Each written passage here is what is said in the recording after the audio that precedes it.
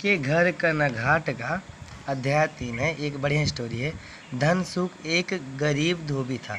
धनसुख एक गरीब धोबी था जिसका नाम था धनसुख, परंतु नाम के विपरीत उसके नसीब में धन का सुख नहीं था। अब धन सुख मतलब धन का सुख हो, लेकिन उसके बाद धन का सुख नहीं था। वह एक गांव में रहता था।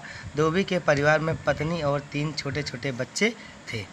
उन्होंने एक गधा, कुछ बकरियां और कुछ मुर्गियां पाल रखी थी। इतने कुल पाले थे, कुछ गधे और कुछ बकरियां और कुछ मुर्गियां पाल रखी थी।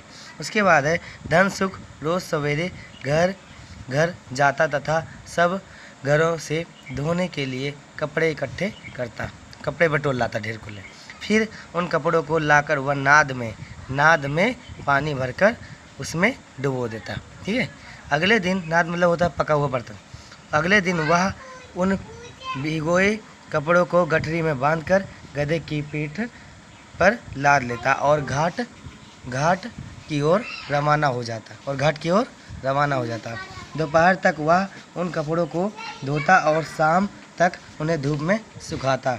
इधर धोबिन तीनों बच्चों को गांव की पाठशाला में छोड़ आती और फिर घर आकर बकरियों और मुर्गियों को दाना पानी देकर धोबी की मदद करने के लिए घाट पहुंचती। दोनों वहीं पर साथ साथ बैठकर भोजन करते। फिर शाम को वे दोनों सूखे कपड़े लेकर वापस घर पहुंचते। कपड़ों की धुलाई के बदले गांव वाले धोबी को कुछ अनाज या पैसे दे देते। ठीक है, जिससे वह अपना तथा परिवार का खर्च चलाता। परंतु इतने में धोबी का गुजारा मुश्किल से ही चल पाता। कई बार लोग पैसे देने में हीला हवाली करते। काम तो तुरंत चाहिए, लेकिन पैसा देने में आजकल करते करते महीनों गुजार देते। नतीजा यह होता है कि धोबी के बच्चे कई बार भूखे ही सो जाते हैं। देखो बेचारा, यह देखकर धोबी और धोबिन बहुत दुखी होते। एक बार वे इसी चिंता में डूबे चारपाई पर लेटे हुए थे कि अचानक घर के आंगन में अशरफियों की बरसात होने लगी। देखो इधर, वे दोनों उठकर जल्दी से आंगन में बिखरी हुई अशरफियों को समेटने लगे। तभी उन्हें ख्याल आया कि यह तो अपना घर है, यहाँ से तो अशरफियाँ कभी भी उठा देंगे, क्योंकि सिक्के होता है। यहाँ से अशरफियाँ कोई नहीं ले जाएगा। पहले हम लोग घाट पर चलकर वहाँ की अशरफियाँ इकट्ठे करते हैं। वह एक आम जगह है, वहाँ से राह चलते कोई भी उन्हें उठा लेगा।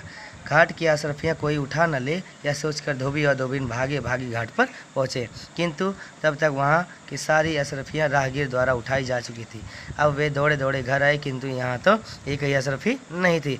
आखिर घर कि सारी अशरफियाँ कहाँ गायब होगी। धोबी व धोबिन को पता चला कि उनके घाट के लिए निकलते ही पड़ोसी उनके आंगन की सारी अशरफियाँ उठाकर ले गए। अब वे बहुत पछताए। वे दोनों बार अपने को कोसते और कहते, यदि हम लालच के चक्कर में पड़कर घाट न जाते तो आंगन की अशरफियाँ तो न लुटती, वे तो हमें मिल ही जाती। कम से कम उन्हें तो कोई भी नहीं उठाता। लेकिन अब पछताने से क्या फ़ायदा। तभी से यह कहावत चली आ रही है, न घर का न घाट का। धोबी का कुत्ता न घर का न घाट का। ठीक है, समझा?